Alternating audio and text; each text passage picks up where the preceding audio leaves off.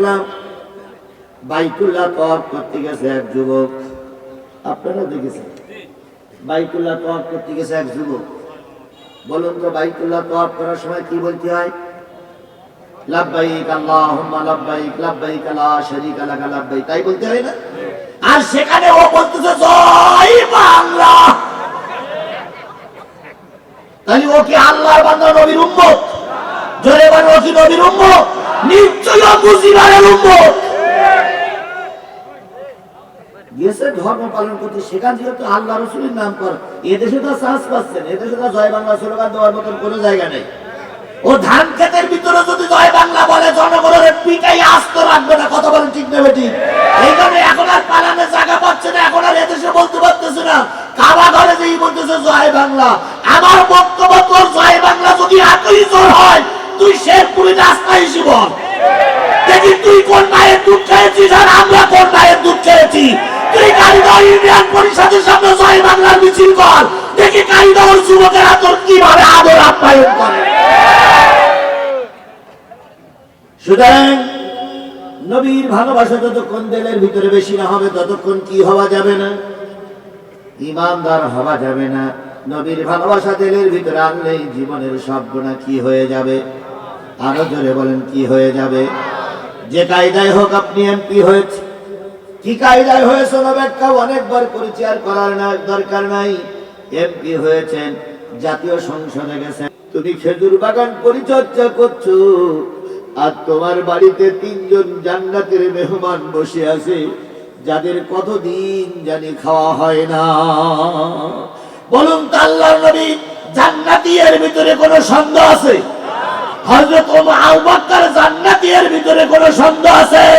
হযরত ওমর জান্নাতি এর ভিতরে কোনো সন্দেহ আছে? কেউ আলেম ওলামা বাড়িতে গেলে খুশি হয়, আর কেউ থানার ওসি সাহেব বাড়িতে ডেকে এনে খুশি হয়। আগের সরকারের কিছু দালাল ছিল, ওসি সাহেব পুলিশ বাড়ি আসলে মসজিদের সামনে এসে বলতো, আমারে চেন? ওসি সাহেব কিন্তু দুপুরবেলা আমার বাড়ি দাওয়াত খেয়েছে।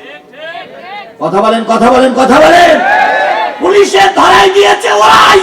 যদি আমার কোন ভাইকে পুলিশের কাছে এই নেতা কর্মীরা ধরাই না দিত, পুলিশের কোন ক্ষমতা ছিল না আমারে খুঁজে বের করা। আর এখন বিড়াল সাধু হইস, টুপি এক কান মাথায় দিয়ে, হাজি রুমাল এক কান পরে, শুক্রবারে সবাই আগে মসজিদের কোনায় দিয়ে 450 টাকার তসবিহ হাতে নেছে। লা ইলাহা ইল্লাল্লাহ, লা ইলাহা ইল্লাল্লাহ, লা ইলাহা ইল্লাল্লাহ, লা ইলাহা ইল্লাল্লাহ। তুমি যে কোন কারণে কালেমা ধরেছো, তুমি যে কোন কারণে তুমি ধরেছো, বিশ্বের সব না জানলেও বাংলাদেশের লোক জানে। কথা বলেন ঠিক না বেঠিক? বলুন তো, যদি আমার ভাইরা যদি আমার শত্রুতা না করতো, পুলিশ আমার নামে মামলা দিতে পারত? পুলিশের কোনো ক্ষমতা ছিল না। পুলিশ কি করেছেন? আব্দুল সাত্তারের বাড়ি কোথায়? পুলিশ কি করেছেন? অ্যাডভোকেট জুবাইরের বাড়ি কোথায়? পুলিশ কি করেছেন? মোকাল্লামের বাড়ি কোথায়? সবগুলো চেনাই দিয়েছে এই এলাকার মানুষেরা। কথা বলেন ঠিক না বেঠিক? আর এরা যদি এখন সবকিছু হারাই মারাই যদি আমার দলের আমার উপরে চিয়া ধরে, তাহলে বুঝতে হবে দালালি ওরাও করেছো, তোমরাও করতেছো। দালালি করে ওরাও টিকতে পারেনি।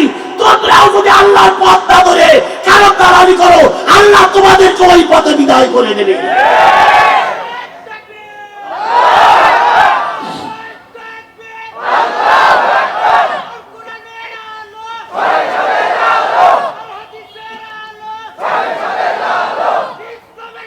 আমার ভাইরা,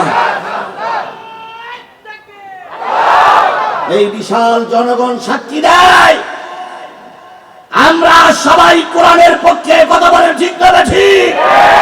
যদি আবারও ফাঁসির কাছে ঝুলতে হয়, যদি আবারও আমৃত্যু জেলে যেতে হয়, যদি আবারও রাজপথে জীবন দিতে হয়, সবকিছু দিতে রাজি, তবুও জালেমদের কাছে মাথা নত করতে রাজি না। কারা কারা রাজি আছেন? 2 হাত উঁচু করে আল্লাহরে দেখা।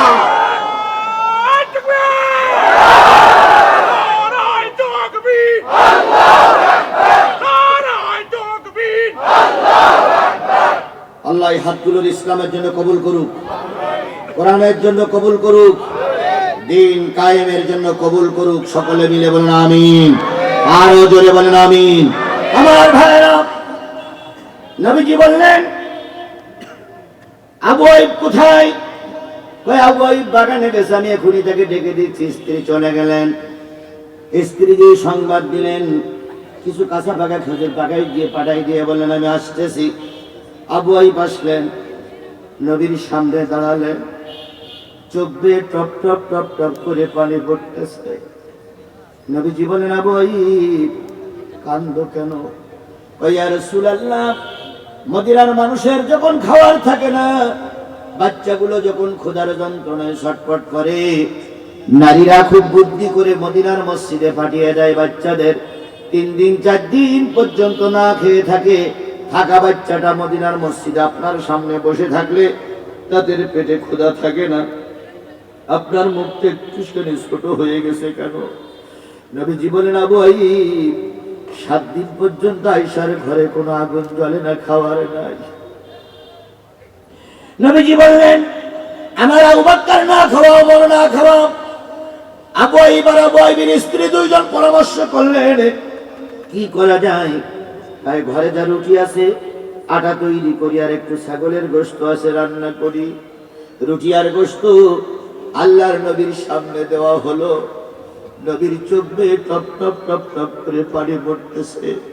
আবু আইয়ুব বললেন, ইয়া রাসূলুল্লাহ, আমার ভুল হয়ে গেছে, দয়া করে আমাকে মাফ করবেন, আমাকে একটু সময় দেন, আমি আপনার জন্য ব্যবস্থা করতেছি। নবী 2খানা রুটি আর 2খানা গোশত একটা পটের ভিতরে, একটা পাত্রের ভিতরে জড়ায়ে আবু আইয়ুবকে ডাক দিয়ে বলেন, আবু আইয়ুব, আবু আইয়ুবকে ডাক দিয়ে বলেন, আবু আইয়ুব, আবু আইয়ুবকে ডাক দিয়ে বলেন, আবু আইয়ুব, এই রুটি 2খানা আর এই গোশত 2খানা আমার বাড়িতে একটু পৌঁছে দিয়ে এসো। আবু আইয়ুব বলেন, ইয়া রাসূলুল্লাহ, খাওয়ার পরে নিয়ে যাবেন। নবীজি বললেন, না না না, আমি যখন আসতেছিলাম আমার মায়ে ফাতেমা আমার সামনে দাঁড়িয়ে বললেন, আব্বা কোথায় যাচ্ছেন আপনি? কয় আমি একটু দেখি বাইরের দিকে যাই। ফাতেমা তখন আমাকে বললেন, আব্বু যদি বাইরে কারোর বাড়ি মেহমান হন, যদি কোনো খাবারের ব্যবস্থা হয়, আমাকে না দিয়ে যেন আপনি কিছু খাবেন না। আমি আমার নবীর মেয়ের ফাতেমার মাথায় হাত দিয়ে বলেছি, বারে এক টুকরা গোশত যদি তোর বাবা খায়, তোরে না দিয়ে খাবে না।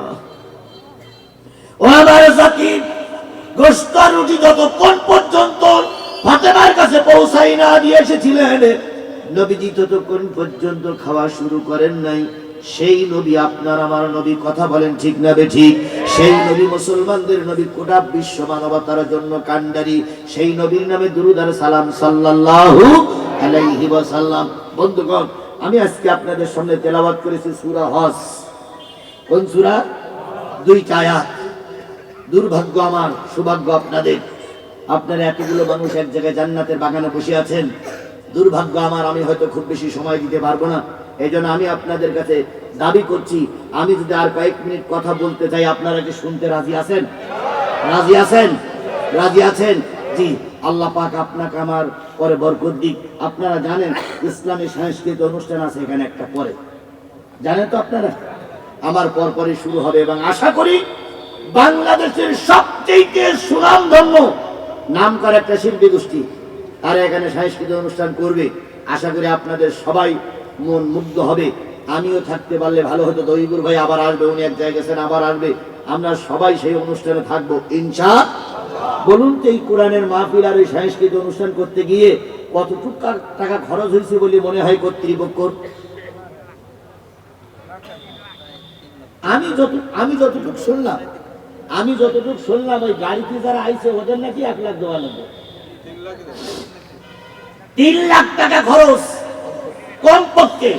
এই 3 লাখ টাকা যদি আজকে আমরা সবাই মিলে, চেয়ারম্যান, মেম্বার, উপজেলা চেয়ারম্যান, ওয়ার্ড মেম্বার, নারী পুরুষ সবাই মিলে উঠাতে না পারি, আগামী বছর এই যুবকেরা কিন্তু এরকম মাহফিল আর দেবে না, সাংস্কৃতিক অনুষ্ঠানও হবে না, যাত্রা গান হবে।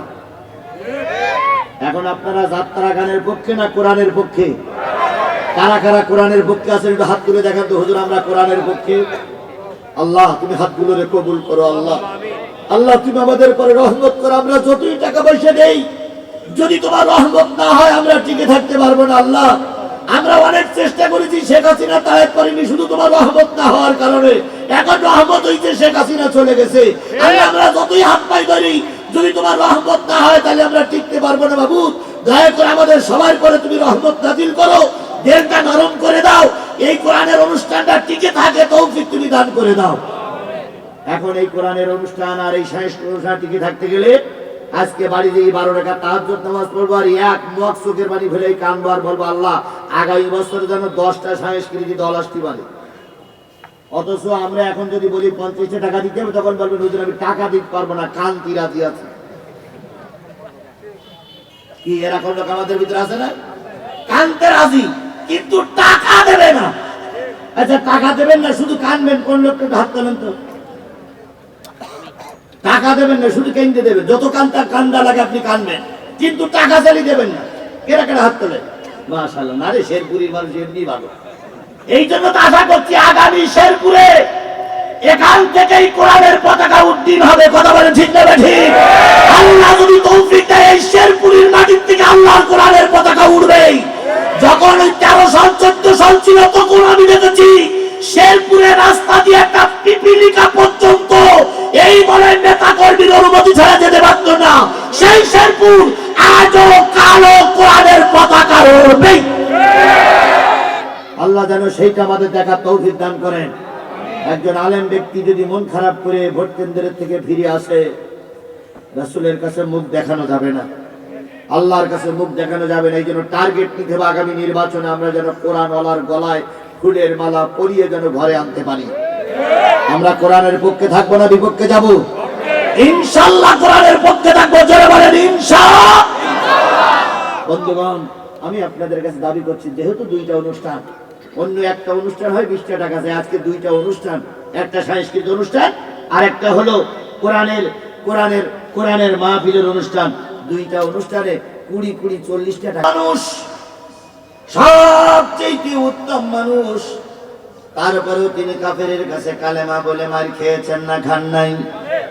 তুমি আর আমি একই কালেমা দাওয়াত দিয়ে গোটা দেশে ঘুরে বেড়াই, কেউ তোমাকে আমাকে মারে না, তাহলে বুঝতে হবে নবীর কালেমা আর তোমার আমার কালেমা এক হচ্ছে না। এক কালেমায় রুটি রুজিয়ার, এক কালেমায় ফাঁসি, এক কালেমায় রুটি রুজিয়ার, এক কালেমায় ফাঁসি। কোন কালেমায় থাকবে তুমি জানাও জগতবাসী। এক কালেমায় রুটি রুজিয়ার, এক কালেমায় ফাঁসি।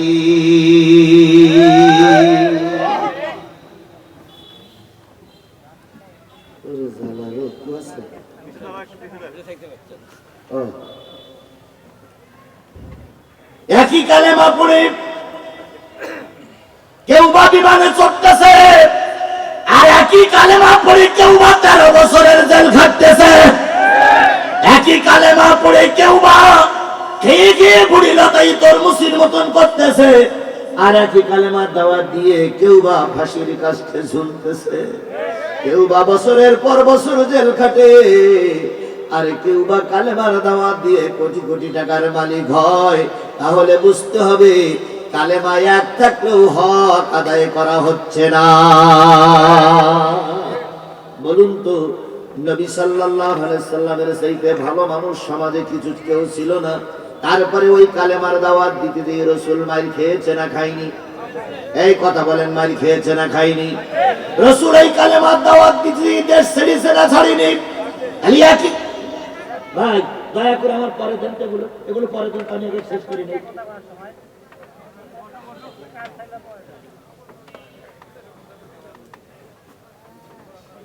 এই জন্য আমি এই সময় দাওয়াত নিতেই চাই না। এই সাংস্কৃতিক অনুষ্ঠান হওয়া মানে ভেজাল। ইরির জন্য যত ঝামেলা, উরির জন্য বাম্পারটু করি, তাহলে আবার দাওয়াত করার দরকার নেই। এইগুলো পরে দেওয়া যাবে না।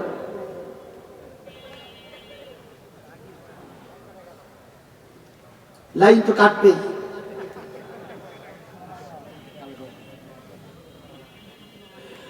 আমার ভাইরা, কালেমার দাওয়াত দিতে দিয়ে রাসূল মার খাইল, দেশ ছাড়লো, না খেয়ে থাকলো, আরে তুমি আর আমি কালেমার দাওয়াত দিয়ে অনেক কিছু করতেছি, তাহলে বোঝা গেল ওই কালেমার এই কালেমার ভিতরে নিশ্চয়ই কোনো তফাৎ আছে।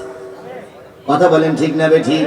সারা জীবন শুনেছি তাবলীগওয়ালারা নিজের খায় নিজের গায়ে, তাই শুনেছি রে ভাই। কি সুন্দর পাম্পট্টি কয়, তাবলীগের চাইতে ভালো মানুষ আর সমাজে কেউ নাই, নিজের খায় নিজের গায়ে। আমরাও তাই মেনে নিতাম, আমিও তাবলীগে চিল্লাতে ভালো। এখন আমার প্রশ্ন, এতই যদি ভালো হয় মারামারি কেন? কি মারামারি হচ্ছে না? আচ্ছা, দুই দলে দুটো বিশ্ব ইজতেমা করতে হলে সমস্যা কোথায়? চলতি থাক না, আগে করবে ওই এখন মারামারি করে সরকার 144 দ্বারা জারি হয়েছে, কোনোটাই চলবে না। তাহলে বিরাট লাভ হয়েছে না ভাই? বিরাট লাভ হয়েছে না? এই জন্য কালেমার হক আদায় করে যদি আমরা চলতে পারতাম, নবী যে কাজ করেছে ওই কাজ যদি আমাদের দ্বারা হতো, আল্লাহর কসম আমাদের সমাজে বিশৃঙ্খলা হতো না। আল্লাহ নবী কালেমার দাওয়াত দিয়েছেন, কখনো 2 দিন, কখনো 3 দিন, কখনো 4 দিন, কখনো 5 দিন, কখনো 7 দিন পর্যন্ত না খেয়ে থেকেছে। এমন একটা অবস্থায় মদিনার মসজিদে জোহরের আজান হয়ে গেল। নবী সাল্লাল্লাহু আলাইহি সাল্লাম জোহরের সালাত আদায় করার জন্য মসজিদে নববীতে হাজির। হযরত বেলাল বলেন, হুজরাখানা থেকে যখন নবীজি আসতেছিলেন তখন লক্ষ্য করলাম নবীজি একটা পা উঠায় আর একটা পা উঠাইতে পারে না। নবীর হাতখানা ধরলাম, নবীজি আমার কাঁধের পরে হাত দিয়ে নামাজের জায়গায় চলে আসলেন। আল্লাহ নবী নামাজে দাঁড়িয়ে গেলেন, আমি বেলাল আজান দিলাম, নবীজি নামাজে দাঁড়ালেন। দাঁড়ানোর পর অনেকক্ষণ ধরে ধরে রুকু করে অনেকক্ষণ ধরে কি বলে সূরা কেরাত পড়লেন। দীর্ঘক্ষণ পর আল্লাহর নবী রুকুতে গেলেন। আমি বেলাল খেয়াল করলাম রুকুর থেকে মনে হয় আজকে আর উঠবে না। আমি বেলাল পিছন দিক থেকে অনেক সংকেত দিচ্ছিলাম নবী যেন মাথাটা একটু উঁচু করে। অনেকক্ষণ পরে নবী মাথা উঁচু করে রুকু করলেন, রুকুতে অনেকক্ষণ দাঁড়ালেন। বেলাল বলেন, দীর্ঘক্ষণ দাঁড়াই থাকতে আমি কোনোদিন দেখিনি। এরপরে নবীজি সেজদায় গেলেন। প্রথম সেজদায় দিয়ে নবীজি পড়েই আছে, মাথা উঠায় না। বেলাল মনে মনে ভাবতেছে আল্লাহর নবী মনে হয় মারা গেছে, কোনো শব্দ করতেছে না। বেলাল বলেন, আমি পিছন দিক থেকে পায়ে একটু সুরসুরি দিলাম নবী যাতে করে মাথা উঁচু করে। নবী 2 সিজদার মাঝখানে বসলেন, আর সেজদায় যায় না। আমি মাঝে মাঝে সংকট দিচ্ছিলাম, ইয়া রাসূলুল্লাহ দ্বিতীয় সেজদা বাকি আছে। নবীজি সেজদায় গেলেন, অনেকক্ষণ ধরে ধরে নামাজ পড়ালেন। নামাজের শেষ সালাম ফিরানোর পর আমি নবীর কানে কানে বললাম, ইয়া রাসূলুল্লাহ এত লম্বা নামাজ আমি কখনো দেখি নাই। নবী গো এত লম্বা রুকু কেরাত আপনি কেন করলেন, সেজদা কেন দিলেন? নবীজি বেলালের হাতখানা ধরে পেটে ঠেকাইয়ে বলতেছে, বেলাল 7 দিন পর্যন্ত আয়েশার ঘরে কোনো আগুন জ্বলে না। 7 দিন পর্যন্ত ঘরে খাবার নাই। 7 দিন পর্যন্ত আমি ফাতেমা পরিবারের সবাই না খেয়ে আছি।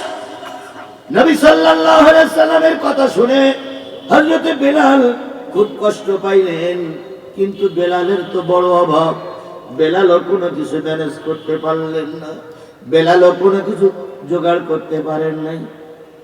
আমি মঞ্চে এসে আপনারও বলেছি, ওনাদেরও বলেছি, একটা কোরআন শরীফ, একটা টিস্যু আর একটু পানি লাগবে। দেখুন কোনোটাই আসে না। আল্লাহ আমাকে মাফ করবেন, আপনারা আমার দাওয়াত করিয়েন না ভাই। আমি যখন বাসাতে বেরিয়েছি তখনও বলেছি টিস্যু লাগবে, পানি লাগবে আর একটু চা দেবেন।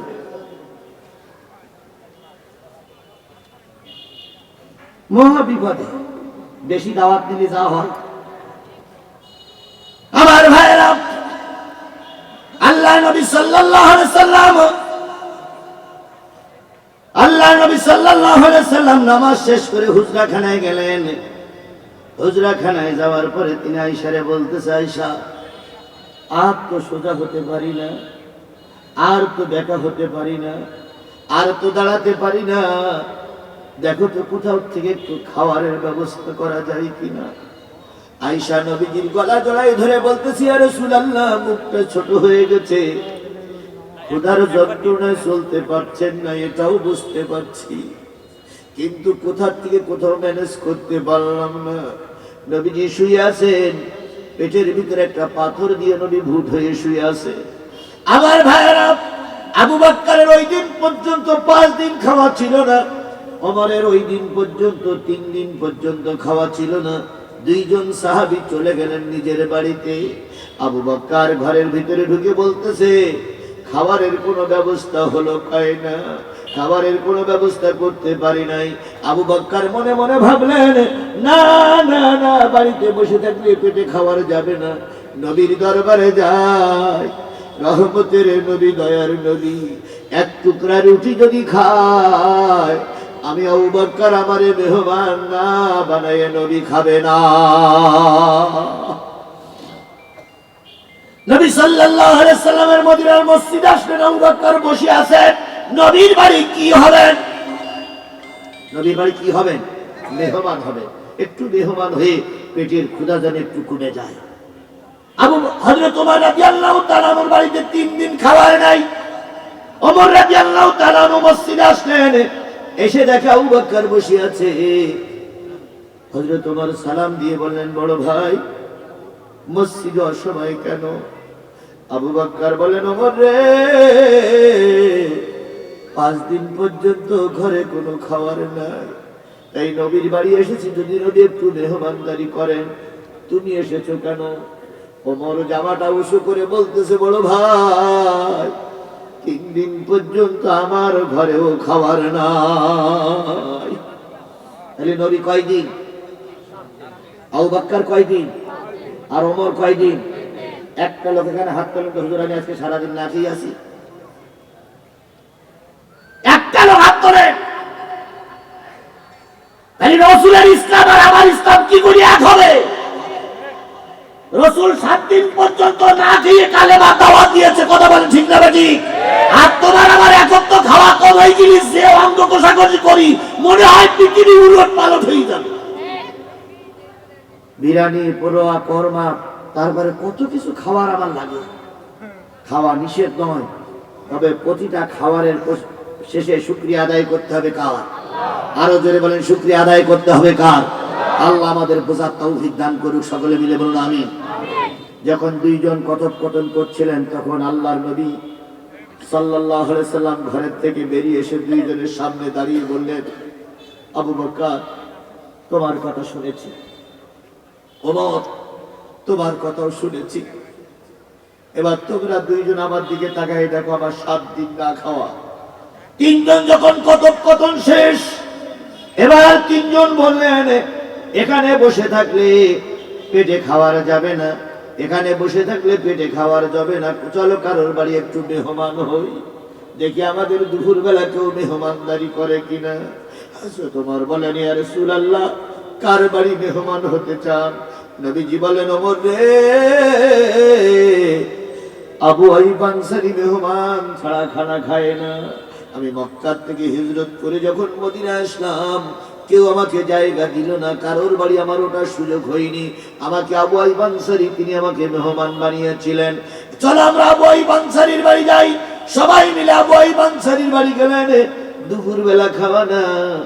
আবু আইয়ুব আনসারী তখন নামাজ পড়ে একটু বাগান পরিচর্যা করার জন্য গেছে, এখন বাড়ি নাই। রাসূল পাক সাল্লাল্লাহু আলাইহি সাল্লামকে আবু বকর ওমর ধরে নিয়ে আবু আইয়ুব আনসারীর বাড়ি পর্যন্ত গেলেন। নবীজি বাড়িতে দিয়ে সালাম দিলেন। আবু আইয়ুবের স্ত্রী বেরিয়ে এসে দেখে রহমতের নবীর মুখটা ছোট হয়ে গেছে। নবীজি সোজা হয়ে দাঁড়িয়ে, লা ইলাহা ইল্লাহু আলিমুল গায়বি ওয়াশ শাহাদাতি হুয়ার রাহমানুর রহিম।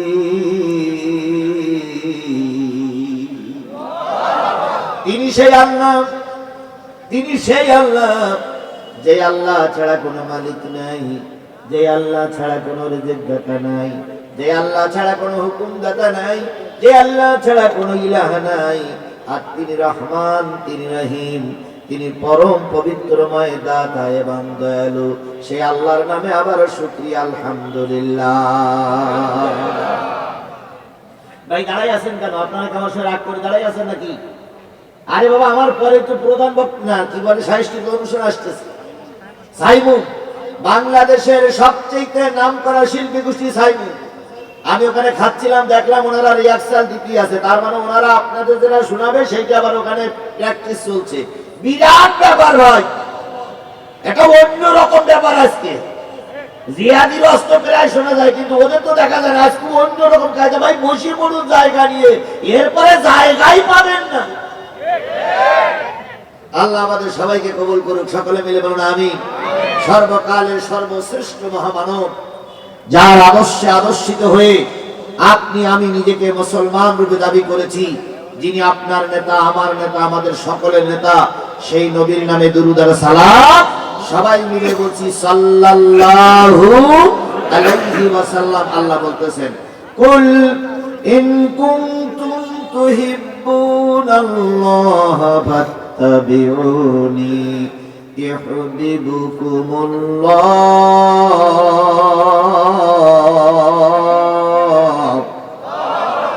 ওয়া ইয়াগফির লাকুম যুনুবাকুম ওয়াল্লাহু গফুরুর রাহিম।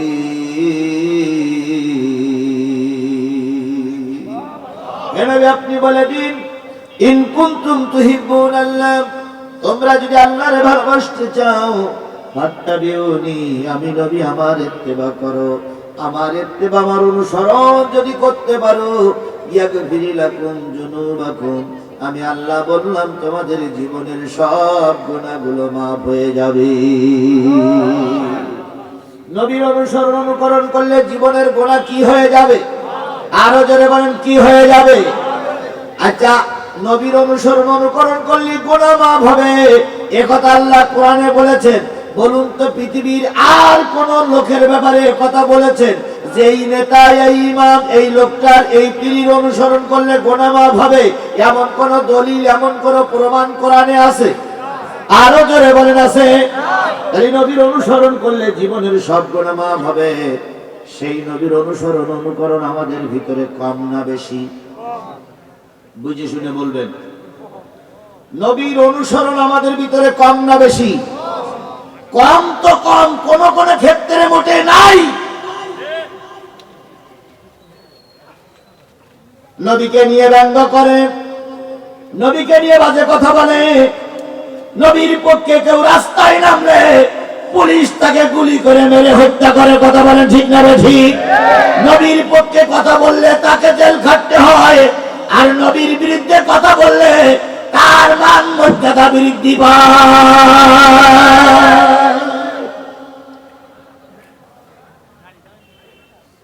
বন্ধুগণ, যে সরকার চলে গেছে, এই সরকারের একজন নেতা ছিলেন, তিনি ছিলেন জাতির আব্বা। জাতির আব্বা কি? বিএনপির। জাতির আব্বা কি জাতীয় পার্টির? জাতির আব্বা কি জামাতের? জাতির আব্বা কার? আওয়ামী লীগের। এই জাতির আব্বা এবং তার দোসররা যতদিন ক্ষমতায় ছিল, বাংলাদেশে একটা আইন ছিল, মুজিবুর রহমানকে নিয়ে কেউ কটূক্তি করলে বিনা বিচারে 3 বছরের জেল।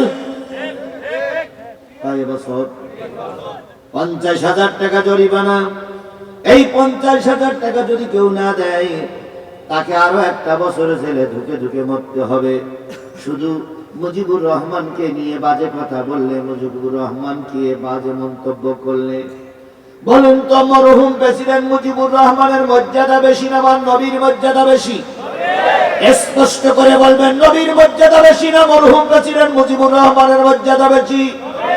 তাহলে মুজিবুর রহমানের নিয়ে বাজে কথা বললে যদি 3 বছরের জেল হওয়া লাগে, আল্লাহর নবী নিয়ে বাজে কথা বললে সারা জীবন তার জেল খাটা লাগবে। অথচ সে আইনটা আমাদের দেশে ছিল না, বরং যে যত নবীকে নিয়ে, রাসূলকে নিয়ে, আলেম ওলামাকে নিয়ে বাজে কথা বলতে পেরেছে, তার প্রমোশন ততই বেড়েছে। কি কথাটা বাড়াই বললাম না ঠিক বললাম? আর একটু জোরে বলেন, বাড়াই বললাম না ঠিক বললাম? খালি নবীকে নিয়ে বাজে কথা বললে দেশের মানুষের মর্যাদা বাড়ায় যে সরকার, আর নবীর পক্ষে মিছিল করলে যাদেরকে গুলি করে মারে, আমার সন্দেহ লাগে এই সরকার আর এই সরকারের দোসররা আদৌ মুসলমান ছিল কিনা। যদি বলেন হুজুর এত নিচে নামাই যাচ্ছেন কেন, কয়েকদিন আগে দেখলাম বাইতুল্লাহ তওয়াফ করতে গেছে এক যুবক, আপনারা দেখেছেন বাইতুল্লাহ তওয়াফ করতে গেছে এক যুবক। বলুন তো বাইতুল্লাহ তওয়াফ করার সময় কি বলতে হয়? লাব্বাইক আল্লাহুম্মা লাব্বাইক লাব্বাইক লা শারীকা লাক লাব্বাইক, তাই বলতে হয় না? আর সেখানে ও বলতেছে জয় বাংলা। তাহলে ও কি আল্লাহর বান্দা, নবীর উম্মত? জোরে বলেন, ও কি নবীর উম্মত? নিশ্চয়ই ও মুজিবের উম্মত।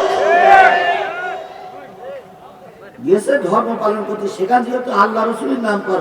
এদেশে তো চাষ পাচ্ছেন, এদেশে তো জয় বাংলা স্লোগান দেওয়ার মতন কোনো জায়গা নেই। ও ধান ক্ষেতের ভিতরে যদি জয় বাংলা বলে জনগণের পিটাই আস্ত রাখবে না। কথা বলেন ঠিক নেবে ঠিক? এই জন্য এখন আর পালানোর জায়গা পাচ্ছে না, এখন আর এদেশে বলতে পারতেছে না। কাবা ঘরে যেই বলতেছে জয় বাংলা। আমার বক্তব্য, তোর জয় বাংলা যদি এতই জোর হয়, তুই শেরপুরি রাস্তায় এসে বল, দেখি তুই কোন মায়ের দুধ খেয়েছিস আর আমরা কোন মায়ের দুধ খেয়েছি। তুই কারিগর ইউনিয়ন পরিষদের সামনে জয় বাংলার মিছিল কর, দেখি কারিগর যুবকেরা তোর কিভাবে আদর আপ্যায়ন করে। সুতরাং নবীর ভালোবাসা যতক্ষণ দিলের ভিতরে বেশি না হবে, ততক্ষণ কি হওয়া যাবে না? ইমানদার হওয়া যাবে না। নবীর ভালোবাসা দিলের ভিতরে আনলেই জীবনের সব গুনাহ কি হয়ে যাবে? আরো জোরে বলেন, কি হয়ে যাবে? যে কায়দায় হোক আপনি এমপি হয়েছে, কি কায়দায় হয়েছে ব্যাখ্যা অনেকবার করেছি, আর করার দরকার নাই। এমপি হয়েছেন, জাতীয় সংসদে গেছেন, অনেক বছর পরে চান্স পেয়েছেন। আপনাকে যখন স্পিকার ভোট দিল, আপনি 20 মিনিট টাইম কথা বলবেন, আপনাকে মঞ্চে দাঁড়িয়েই অন্তত কার শুকরিয়া আদায় করা দরকার ছিল? প্রথম বলা দরকার ছিল, স্পিকার সাহেব দীর্ঘদিন পর আল্লাহ পাক আমাকে জাতীয় সংসদের সদস্য পদ দিয়েছে, এই জন্য মালিকের দরবারে শুকরিয়া আদায় করছি, আলহামদুলিল্লাহ। নবীর নামে দুরূদ পড়তেছি সাল্লাল্লাহু আলাইহি সাল্লাম। তা না বলে ওনারাই যে এই শুরু করে। স্পিকার সাহেব আপনাকে ধন্যবাদ, আপনি আমাকে সময় দিয়েছেন, এই জন্য আপনাকে ধন্যবাদ। স্মরণ করছি সর্বকালের সর্বশ্রেষ্ঠ মহামানব, হাজার বছরের শ্রেষ্ঠ বাঙালি, জাতির পিতা মরহুম প্রেসিডেন্ট মুজিবুর রহমানকে স্মরণ করছি। দেশ রত্ন, দেশ নায়ক, দেশ রত্ন কি বলে শেখ হাসিনার স্মরণ করছি। এই স্মরণ করতে করতে দেশের কথা না বলে, এই স্মরণ করতে করতে ওর 28 মিনিট চলে যায়, অথচ একটা বারের জন্য নবীর কথা, আল্লাহর কথা মুখে আনে না। কথা বলে ঠিক না বেটি? আল্লাহ বলতেছে, তোর আজকে দায়িত্ব দিয়ে সম্মানিত করলাম, তুই আমার কথা রাসূলের কথা ভুলে গেছিস। যে জনগণ তোরে পড়াচ্ছে ফুলের মালা, খুব তাড়াতাড়ি ওই জনগণ মঞ্চের থেকে জুতার মালা দিয়ে নিচে নামাবে, জুতা পিটা করে তোরে বাবার বাড়ি পাঠিয়ে দেবে। কথাটা ঠিক বললাম না বেঠিক বললাম? সুতরাং রসুলের মহব্বত ছাড়া জীবনের গুনাহ মাফ করা যাবে না। সেই রসুলের নামে দুরূদ আর সালাম কারোর জবান বন্ধ থাকবে না, সাল্লাল্লাহু আলাইহি ওয়াসাল্লাম। বন্ধুগণ, বলুন তো, রসুলের ইসলাম প্রচার আর আমাদের ইসলাম প্রচার কি এক? রসুলের ইসলাম প্রচার আর আমাদের ইসলাম প্রচার কি এক? কোন জায়গায় পার্থক্য? কোন জায়গায় পার্থক্য? রাসূল যে কালেমা পড়েছেন সেই কালেমা আমি পড়ি, সেই কালেমাটা আমি পড়ি নাকি? রাসূল এশার নামাজ পড়েছিলেন কয় রাকাত? 4 রাকাত ফরজ, 2 রাকাত সুন্নাত, 3 রাকাত বেতের সহ এই নামাজগুলো, আমরা তো সেই নামাজ পড়লাম। তাহলে পার্থক্য কোথায়? রাসূল যে কালেমা পড়লো আমি সেই কালেমা পড়লাম, রাসূল যে মসজিদে পড়লো আমি সেই মসজিদে পড়লাম। পার্থক্য কোথায়? পার্থক্য হলো এক জায়গায়, রাসূল কালেমা পড়েছেন, কালেমার হক আদায় করেছেন, আর তুমি আর আমি কালেমা পড়ি, কালেমার হক আদায় করি না। আল্লাহ নবী শুরুরি আনফুসিনা ওয়া মিন সাইয়্যাতি আমালিনা মান ইয়াহদিহিল্লাহু ফালা মুদিল্লা লাহু ওয়া মান ইউদ্লিলহু ফালা হাদিয়া লাহু ونشهد أن لا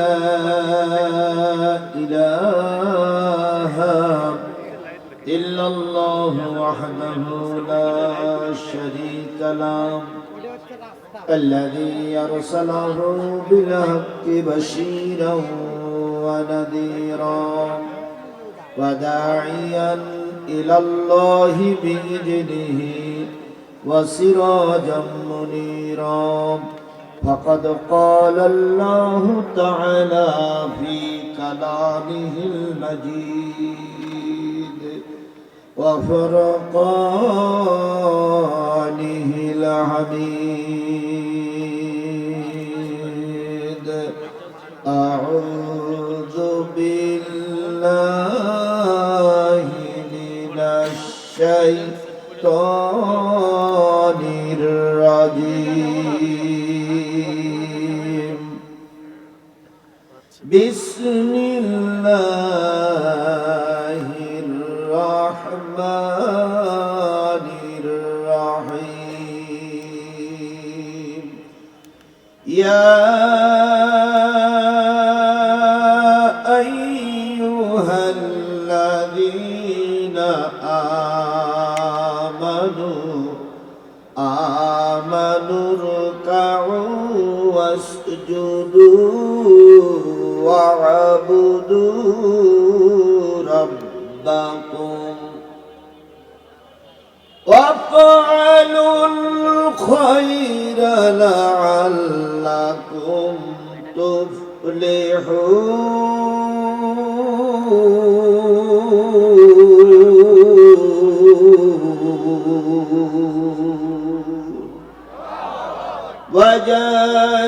وجاهدوا في الله حق جهاده هو اجتباكم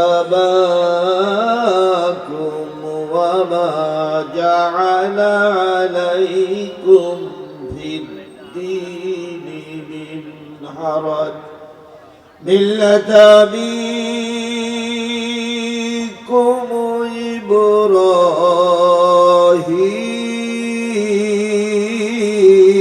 إبراهيم هو سماكم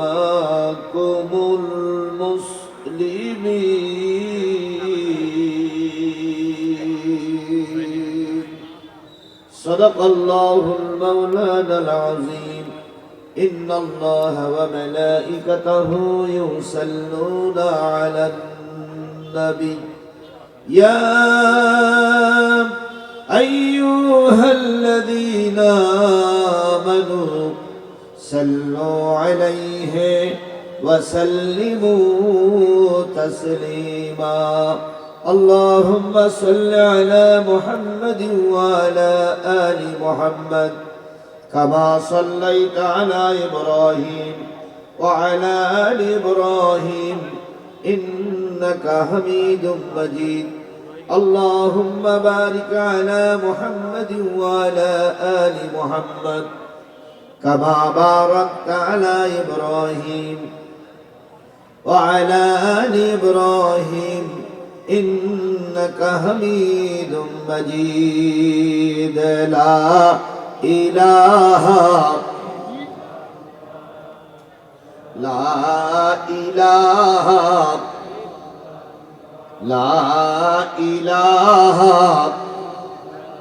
لا إله إلا الله محمد رسول الله لا إله جرے جرے لا إله لا إله إلا الله محمد رسول الله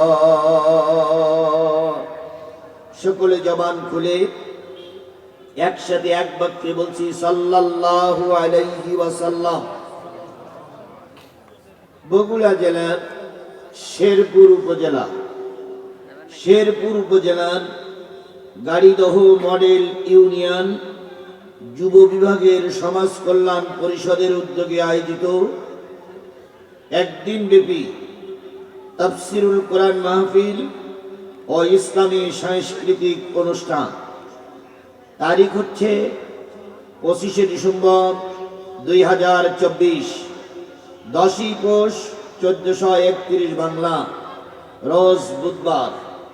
আজকের এই তাফসিরুল কোরআন মাহফিল এবং সাংস্কৃতিক অনুষ্ঠানের শ্রদ্ধাভাজন স্বনামধন্য সম্মানিত সভাপতি, বিশিষ্ট আলেমে দ্বীন, বিশিষ্ট ইসলামী চিন্তাবিদ, জনদরদী নেতা, শেরপুর উপজেলার সফল উপজেলা চেয়ারম্যান, আমাদের প্রিয় ভাই, আপনাদের প্রিয় মুখ, আমাদের হৃদয়ের স্পন্দন, আমাদের মাথার মুকুট, আগামী দিনে জাতির কাছে দোয়া প্রার্থী জননেতা জনাব আলহাজ মাওলানা মোহাম্মদ দবিবুর রহমান, আমির বাংলাদেশ জামাত ইসলামী শেরপুর উপজেলা শাখা, সাবেক চেয়ারম্যান শেরপুর উপজেলা পরিষদ বগুড়া।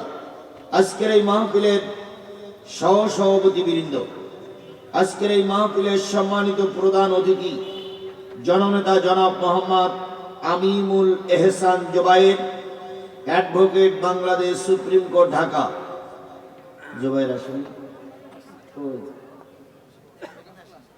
আজকের এই মাহফিলের বরেণ্য অতিথিবৃন্দ, সম্মানিত অতিথিবৃন্দ, দাওয়াতি অতিথিবৃন্দ, আলোচনা করে ধন্য করেছেন বিশিষ্ট ইসলামী চিন্তাবিদ, বলিষ্ঠ কণ্ঠস্বর, এই ইউনিয়নের সাবেক চেয়ারম্যান, জননন্দিত আলেম, গোটা বাংলাদেশের একটা পরিচিত বক্তা, আমার শ্রদ্ধেয় ভাই আলহাজ হযরত মাওলানা মোহাম্মদ আব্দুস সাত্তার জিহাদি সহ অন্যান্য আলোচক বৃন্দ, আজকের এই মাহফিলে আগত দিনদার, পরেজগার, মুত্তাকি মুসলমান ভাই ও বন্ধুগণ, পদ্মায় অবস্থানরত শ্রদ্ধাশীলা মা ও বোনেরা, সকলকে নিয়ে আবারও সালাম বিনিময় করছি।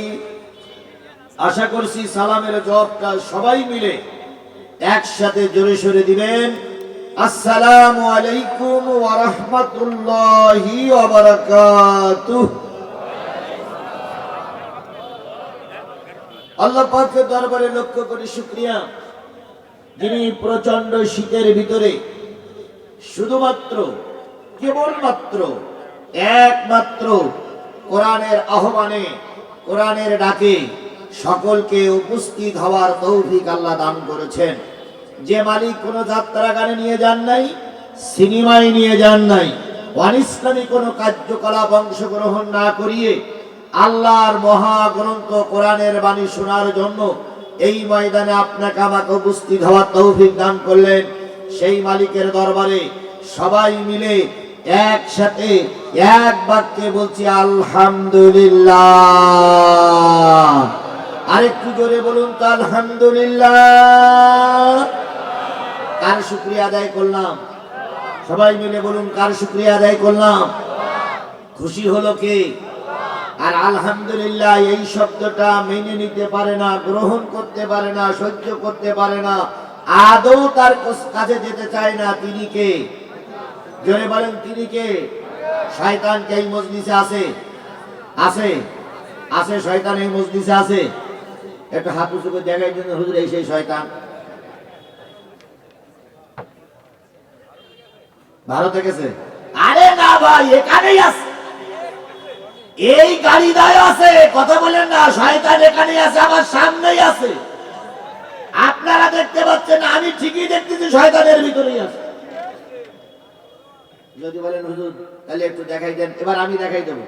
দেখতে চান আপনারা? আলহামদুলিল্লাহ বললে খুশি হয় কে? আর আলহামদুলিল্লাহ মেনে নিতে পারে না কে? তাহলে আলহামদুলিল্লাহ বলার সময় ডাইনে বামে সামনের দিক তাকাবেন। যদি জবান না খোলে, যদি আলহামদুলিল্লাহ না বলে, পিছন দিক থেকে দুই বগলের নিচে দুটো হাত দেবে, দিয়ে উঁচু করে ধরে বলেন হুজুর মাল পাওয়া গেছে। বলা যাবে না? তাহলে এবার ডাইনে বামে সামনে দেখবেন, পিছনের লোক দেখবে, আপনার দেখার দরকার নেই। এবার সবাই বলুন তো আলহামদুলিল্লাহ। এইবার শয়তানের বগলে হাত দেন, আছে? এবার আলহামদুলিল্লাহ। আল্লাহ সবাইকে হেফাজত করুক, সবাইকে কবুল করুক।